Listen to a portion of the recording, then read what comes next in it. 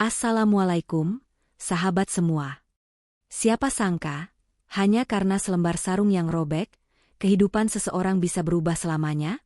Seorang ustaz muda dihina karena kemiskinannya, tapi lihatlah bagaimana takdir membalasnya dengan cara yang tak terduga. Sebelum kita mulai kisah kali ini, mari luangkan waktu sejenak untuk bersholawat kepada Nabi Muhammad di kolom komentar. Semoga menjadi saksi di hari akhir dan mendatangkan syafaat bagi kita semua. Jangan lupa untuk like dan subscribe channel ini sebagai bentuk dukungan dalam menyebarkan dakwah Islam. Insya Allah, ini akan menjadi amal jariah yang pahalanya terus mengalir. Amin. Di sebuah pesantren kecil di Yogyakarta, seorang ustaz muda bernama Fadhil menjalani kehidupannya dengan penuh ketulusan. Wajahnya tampan, sorot matanya teduh, dan pembawaannya penuh kewibawaan. Meski berasal dari keluarga berkecukupan, Fadhil memilih hidup sederhana. Ia tidak mengenakan pakaian mewah, tidak pula menunjukkan status keluarganya. Baginya, ilmu dan ketulusan dalam mengajar jauh lebih berharga daripada harta benda. Setiap pagi, ia bangun lebih awal dibandingkan santri lainnya. Sebelum waktu subuh tiba, ia sudah bersiap di masjid, menunggu para santri untuk menunaikan sholat berjamaah. Setelah itu, ia mengisi kajian pagi dengan penuh kelembutan, menjelaskan makna ayat-ayat suci dan hadits dengan cara yang mudah dipahami. Para santri yang haus akan ilmu mendengarkannya dengan penuh perhatian. Namun, tidak semua santri menghormatinya. Di antara mereka, ada seorang pemuda bernama Rizal. Ia berasal dari keluarga kaya dan terbiasa hidup dengan kemewahan. Sikapnya angkuh, sering memandang rendah orang-orang yang hidup sederhana. Baginya, pakaian bagus dan barang mahal adalah simbol harga diri. Melihat Fadhil yang hanya mengenakan baju koko sederhana dan sarung yang sudah tampak lusuh, ia merasa heran sekaligus meremehkannya. Aneh sekali, gumam Rizal kepada teman-temannya. Katanya ustaz, tapi penampilannya seperti orang miskin. Beberapa santri lain tertawa kecil, meski ada yang merasa tidak nyaman dengan ucapan Rizal. Fadhil, yang mendengar perkataan itu, hanya tersenyum. Ia tidak merasa tersinggung. Baginya, kesabaran adalah kunci utama dalam menghadapi berbagai ujian, termasuk hinaan dan celaan. Hari demi hari, Rizal semakin sering menunjukkan sikap tidak hormat. Saat Fadhil sedang mengajar di kelas, Rizal lebih memilih berbincang dengan teman-temannya atau menguap dengan sengaja. Ketika bertemu di lorong pesantren, ia hanya melirik sekilas tanpa menyapa. Bahkan, pernah suatu kali, ia sengaja melewati Fadhil tanpa melepas sandalnya saat masuk ke masjid, sesuatu yang jelas tidak sopan di lingkungan pesantren. Beberapa santri mulai menyadari bahwa sikap Rizal terhadap Fadhil sudah keterlaluan. Namun, ustaz muda itu tetap bersikap tenang.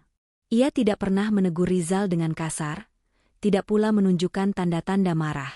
Dalam hatinya, ia yakin bahwa setiap manusia memiliki jalannya sendiri untuk menemukan kebenaran. Hingga pada suatu hari, sebuah kejadian tak terduga terjadi. Kejadian yang kelak akan menjadi titik balik dalam hidup Rizal. Pagi itu, suasana di pesantren terasa lebih ramai dari biasanya. Para santri berkumpul di aula utama untuk mengikuti pertemuan mingguan. Fadhil duduk di depan, seperti biasa mengenakan sarung sederhana yang sudah tampak usang tetapi tetap rapi dan bersih. Di sekelilingnya, para santri berbincang-bincang dengan riang, menunggu acara dimulai. Di antara mereka, Rizal dan beberapa temannya berbisik-bisik, menatap Fadhil dengan senyum mengejek. Sejak awal, Rizal memang tidak menyukai ustaz muda itu. Baginya, seorang ustaz seharusnya memiliki penampilan yang lebih berkelas. Ia tidak bisa memahami mengapa Fadhil memilih hidup sederhana, padahal jelas ia berasal dari keluarga berada. Ketika pertemuan dimulai, seorang ustaz senior naik ke podium untuk menyampaikan beberapa pengumuman. Sementara itu, Rizal yang duduk di barisan depan mulai melancarkan rencananya. Ia sengaja bergeser mendekati Fadhil, berpura-pura memperbaiki posisi duduknya. Tanpa ada yang menyadari, tangannya bergerak cepat menarik ujung sarung Fadhil dan dengan sekali sentakan, ia merobeknya. Krak! Suara kain yang sobek itu terdengar jelas di ruangan yang tengah hening. Semua santri yang melihat kejadian itu terkejut. Beberapa menutup mulut, tidak percaya dengan apa yang baru saja terjadi. Rizal, di sisi lain, tertawa terbahak-bahak. Hahaha. Ustaz, sarungnya sudah tidak layak pakai, kenapa tidak beli yang baru saja? Katanya dengan nada mengejek. Teman-temannya ikut tertawa, meskipun sebagian tampak ragu-ragu. Mereka tahu perbuatan Rizal sudah keterlaluan. Namun, yang lebih mengejutkan adalah reaksi Fadhil. Alih-alih marah atau merasa malu, ustaz muda itu hanya tersenyum. Ia melihat ke arah sarungnya yang sobek, lalu menatap Rizal dengan tatapan yang penuh ketenangan. Tidak ada sedikit pun kemarahan di wajahnya. Kalau sarung ini sudah usang dan robek, maka mungkin sudah waktunya untuk diganti, ucapnya lembut. Tapi yang lebih penting dari pakaian adalah hati kita. Sebab, hati yang robek karena kesombongan jauh lebih sulit untuk diperbaiki. Suasana mendadak sunyi. Tawa Rizal perlahan mereda. Ia tidak menyangka bahwa Fadhil akan merespons seperti itu. Para santri lain menundukkan kepala, merasakan makna dalam kata-kata Fadhil. Beberapa dari mereka merasa malu karena pernah ikut meremehkannya. Namun, Rizal hanya mendengus dan berpura-pura tidak peduli. Ia merasa bahwa ustaz muda itu hanya berusaha terlihat bijak. Meski demikian, kejadian itu menjadi perbincangan di seluruh pesantren. Banyak santri yang semakin menghormati Fadhil karena kesabarannya. Sementara itu, tanpa disadari, benih-benih perubahan mulai tumbuh dalam diri Rizal, meskipun ia masih menyangkalnya. Namun, satu hal yang pasti, kejadian itu belum berakhir. Masih ada hal besar yang menunggu di depan. Hari-hari berlalu setelah insiden di aula pesantren. Rizal masih bersikap seperti biasa, seolah kejadian itu tidak berpengaruh padanya. Namun, sesuatu yang lebih besar tengah menantinya.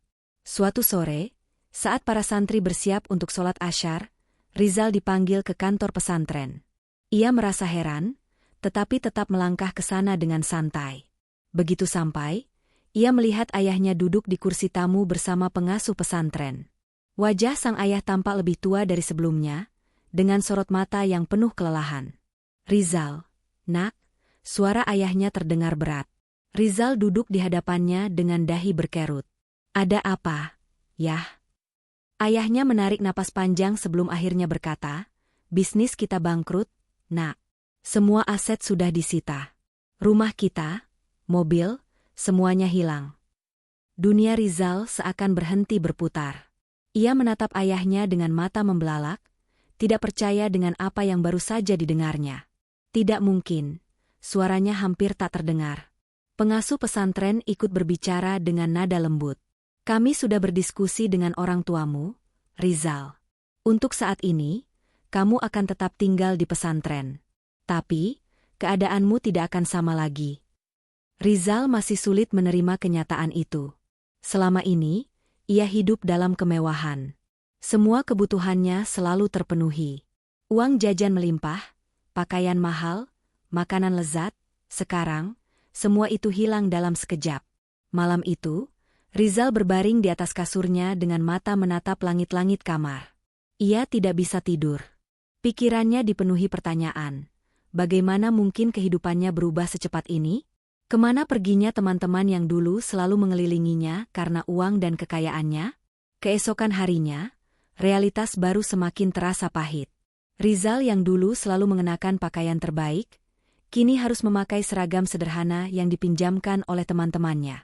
Jika sebelumnya ia bisa membeli makanan sesuka hati di kantin pesantren, kini ia hanya bisa makan dari jatah dapur umum, sama seperti santri lainnya.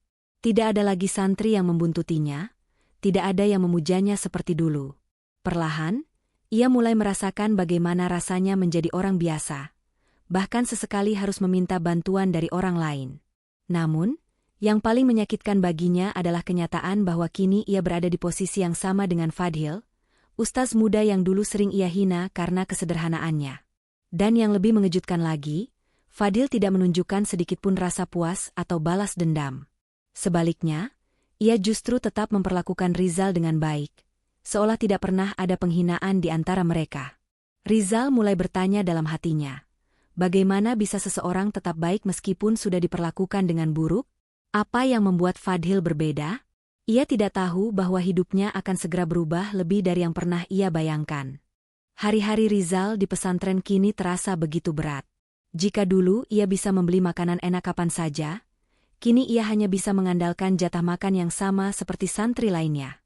Jika dulu ia mengenakan pakaian mahal dan wangi, kini ia harus puas dengan pakaian sederhana yang dipinjam dari teman-temannya. Yang lebih menyakitkan, para santri yang dulu selalu mengikutinya, tertawa bersamanya, kini mulai menjauh. Mereka yang dulu memuji-muji Rizal karena kekayaannya, kini tak lagi peduli dengannya.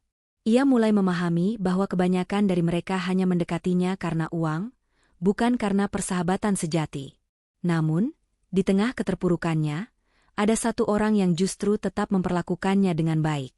Fadl, ustaz muda yang pernah ia hina, yang sarungnya pernah ia robek di hadapan banyak orang, tetap bersikap ramah kepadanya.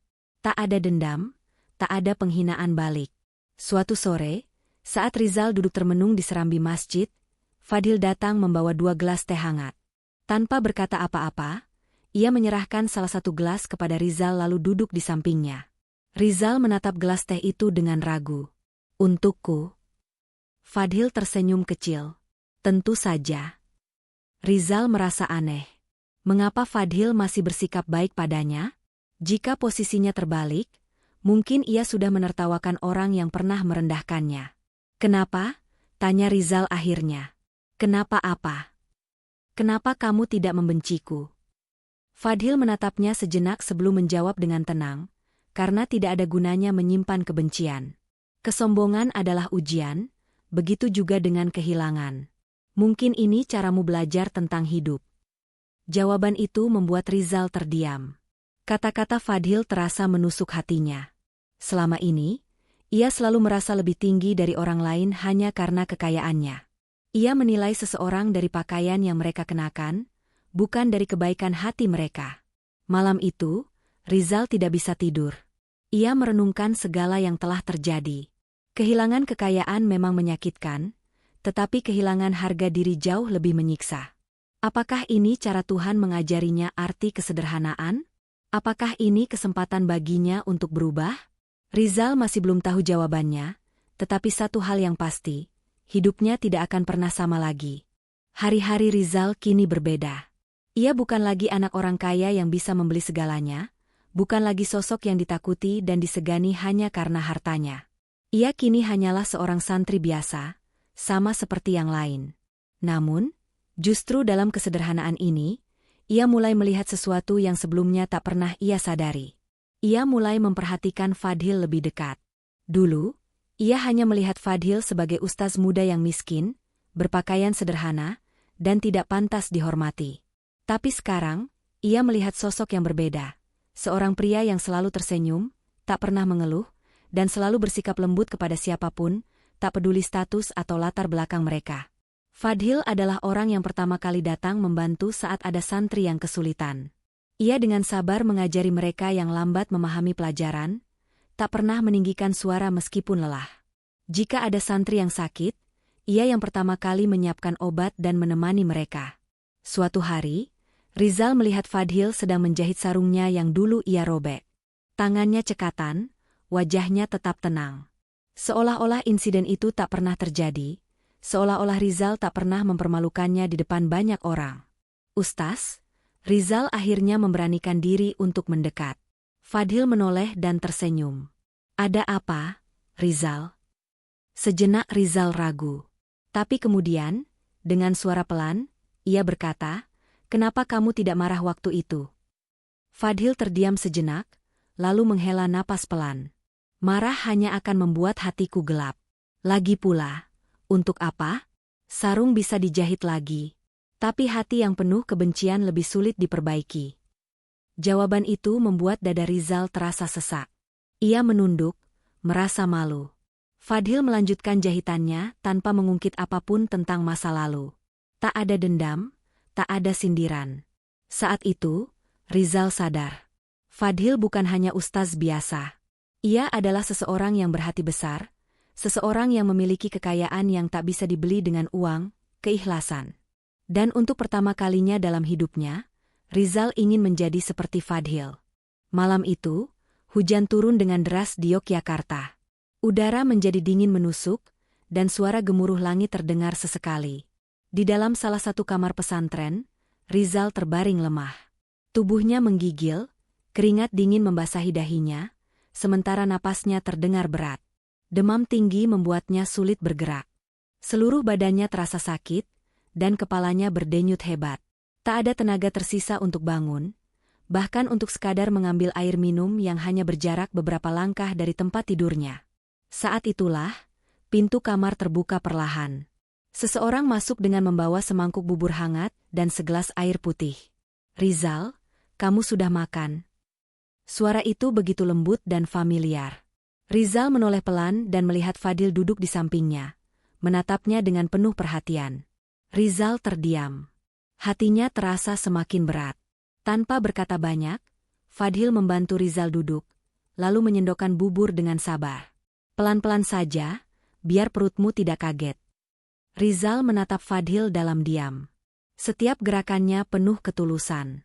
Tangannya yang dulu dijadikan bahan ejekan karena hanya memiliki pakaian sederhana, kini dengan ringan menyuapinya makanan. Setelah makan, Fadil mengambil kain basah dan menaruhnya di dahi Rizal. "Demammu masih tinggi. Aku sudah bawakan obat. Setelah ini, istirahat yang cukup, ya?" Seketika, mata Rizal terasa panas. Kenapa orang yang dulu ia hina justru menjadi orang yang paling peduli padanya? Ingatan tentang perbuatannya dulu kembali menghantam pikirannya. Ia teringat bagaimana ia merobek sarung Fadil, menertawakannya di depan santri lain, dan selalu meremehkannya. Namun sekarang, orang yang sama justru merawatnya tanpa sedikit pun rasa dendam. Air mata Rizal mengalir. Ia berusaha menahannya, tetapi perasaan bersalah terlalu besar untuk ditahan. "Ustaz," suaranya bergetar. Aku minta maaf." Fadil tersenyum hangat. "Jangan dipikirkan, Rizal. Yang penting sekarang kamu sembuh dulu." Tapi Rizal menggeleng. Ia menatap Fadil dengan mata yang basah. "Aku dulu begitu sombong. Aku menghina dan meremehkanmu. Tapi kenapa sekarang kamu tetap mau membantuku?" Fadil menghela napas, lalu menjawab dengan tenang. "Karena aku belajar dari guru-guruku, bahwa membalas keburukan dengan kebaikan jauh lebih mulia." Jawaban itu menghujam hati Rizal. Ia merasa semakin kecil di hadapan Fadil. Hari itu, di tengah tubuhnya yang lemah, ia sadar bahwa bukan harta atau status yang menentukan nilai seseorang, melainkan hati yang tulus dan sikap yang penuh kasih. Dan ia menyesal. Sangat menyesal. Pagi itu, udara di pesantren masih terasa sejuk setelah semalaman diguyur hujan. Burung-burung mulai berkicau, dan para santri sudah beraktivitas seperti biasa. Namun, di dalam kamar yang masih redup cahayanya, Rizal duduk termenung di atas sajadahnya. Ia baru saja selesai sholat subuh. Matanya masih sembab, sisa-sisa air mata yang jatuh semalam belum sepenuhnya menghilang. Hatinya masih diliputi perasaan bersalah yang begitu dalam. Hari ini, ia bertekad. Dengan tubuh yang masih terasa lemah, Rizal berjalan pelan menuju serambi masjid pesantren, tempat Fadil biasa duduk setelah sholat.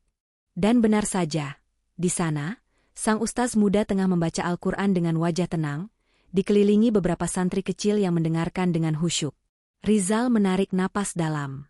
Setelah santri-santri kecil itu pergi, ia melangkah mendekat dengan sedikit ragu. "Ustaz Fadil." Fadil mengangkat wajahnya dan tersenyum. "Ah, Rizal. Bagaimana keadaanmu? Sudah merasa lebih baik?" Pertanyaan itu semakin membuat Rizal merasa bersalah. Bahkan setelah semua yang terjadi, Fadil masih memikirkan keadaannya. Tanpa bisa ditahan lagi, matanya mulai memanas. Dengan suara yang bergetar, ia berkata, "Ustaz, aku ingin meminta maaf."